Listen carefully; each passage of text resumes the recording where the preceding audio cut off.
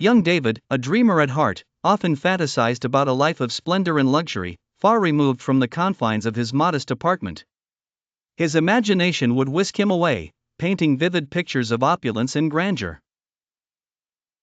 One night, as David drifted into slumber, his dream seemed more vibrant than ever. In it, he was wealthy beyond measure, with a grand estate that stretched as far as his eyes could see. Lavish gardens, sparkling fountains, and sprawling halls filled his senses with surreal delight. He marveled at the silk drapes, the exquisite art, and the overall magnificence of his surroundings. David reveled in his newfound world, elated at what seemed to be his reality. However, as morning light seeped through the intricate windows, he stirred awake, only to find that he was no longer dreaming. He truly was in a palace just as he had imagined. Confused yet ecstatic, he leapt from his luxurious bed, exploring every inch of his new home.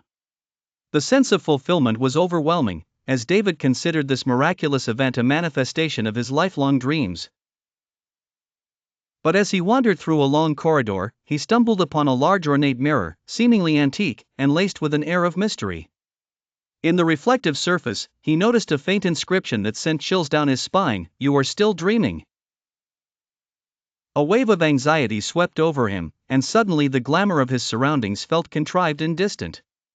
He tried pinching himself and shaking his head, actions he believed would jar him into wakefulness, but alas, nothing worked.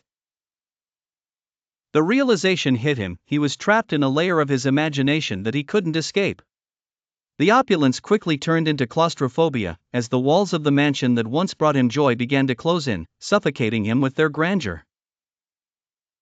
In a desperate attempt, David began screaming, hoping that somehow his cries would reach the real world.